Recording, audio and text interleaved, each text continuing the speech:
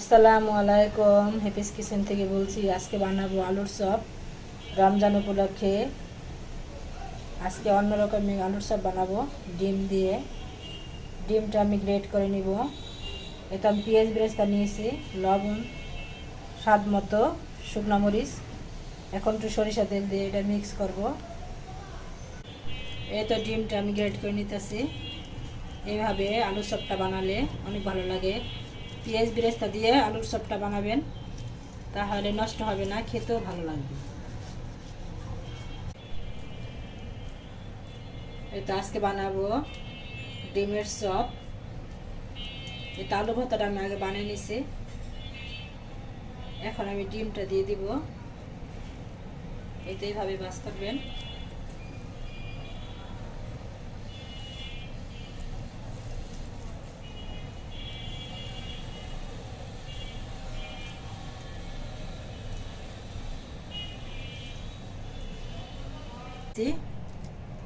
একটু লবণ দিয়ে এখন ব্রেড গামসে দিয়ে দিব।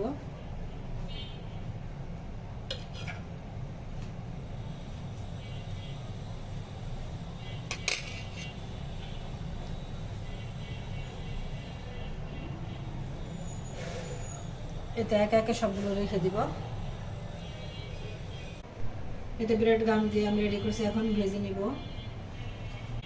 এতে রেডি মিক্স বানাইছিলাম আগে, ওইগুলো দিয়ে আজকে পেঁয়াজ বানাবো। আধা ঘন্টা আগে ভিজিয়ে রাখছি।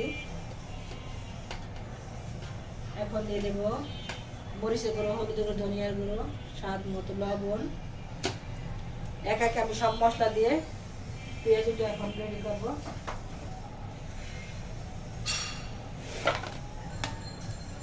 আদা বাটা, রসুন। এটা এখন আলু চপ ভাজতে তেলটা গরম হয়ে গেছে, একে একে সব দিয়ে দিব।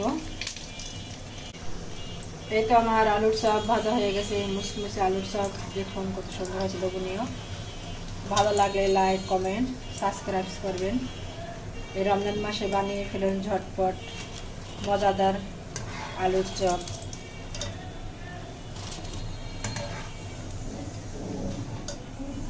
এটা হয়ে গেছে আমার কাবাব। এটা একে একে সবগুলো দিয়ে দিব।